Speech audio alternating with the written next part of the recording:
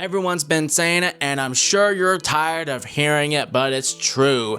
This might just be the best horror film of the year, and it only had a budget of $750K to $1 million by YouTuber Curry Barker. I love you. I love you. I love you. I love you! This movie scared the absolute tits off of me. I ain't ever going to sleep without a nightlight now. I didn't know what to expect going into this movie. I just saw the initial teaser and thought, I don't know, it's a movie by YouTubers. It's probably not gonna be good.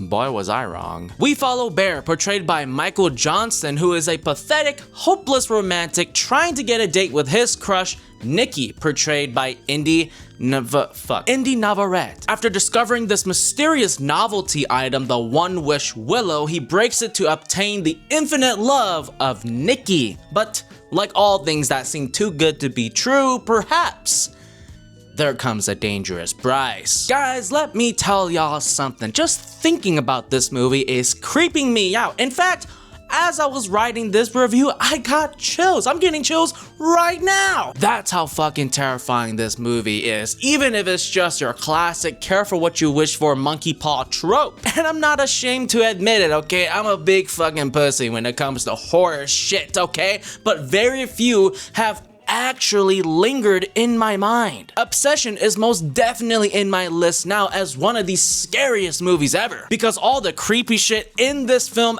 absolutely terrified me, and how the jump scares were handled are completely genius work. I only saw one coming, and the rest made me shit my pants, almost literally, especially the one scene after the party. I don't even want to rewatch this movie yet, okay? I don't want to see that scene. In fact, I think my brain might have blocked it out because of how terrified I was while watching in theaters, covering my ears. All the horror fans out there can see the inspirations. The scene that everyone's been memeing right now with Nikki constantly saying no is reminiscent of Jordan Peele's Get Out when the maid was trying to maintain control of her body. Y'all remember those creepy shots of people in dark corners from the movie Hereditary? That's in here, and it never gets old. In fact, it gets all the more terrifying as the film progresses, and my goodness, I don't want to think about it. The most horrifying aspect of this movie is the uncanny valley vibe from Nikki, which I can't really go into without spoiling the movie, but take it from me when I say that the director and writer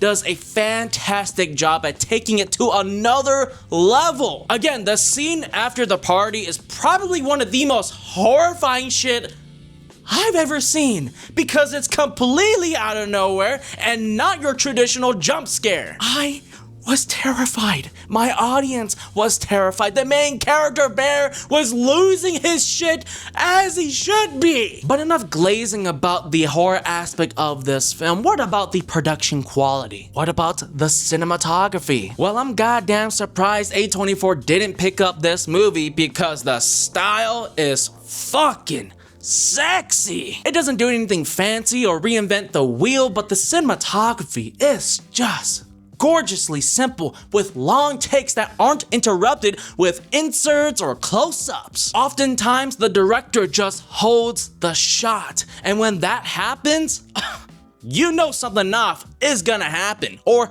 already happening. For a movie of this size, I never once felt like it was that small, and much to that effect is thanks to the brilliant writing and performances. God, is the writing just so goddamn on point. The dialogue between all these characters feel real, and I was a little worried that my preconceived notion of Cooper Tomlinson, who would get in the way of my ability to believe his performance, but it didn't. In fact, I think having seen his YouTube content added to his character and performance. And let's just give a round of applause to Indy Navarrete and Michael Johnston. They are magnificent in this movie. They both deliver from beginning to end with nuanced performances that deserve attention. And yes, Indy Navarrete deserves the most amount of praise for her insane fucking performance here. She has to do so much in this movie, and while she is the horror villain of the story, she's also a tragic character by the end. The unfortunate reality is, Indy Navarrete will probably be ignored by the Academy because they didn't even care about Naomi Scott's performance in Smile 2.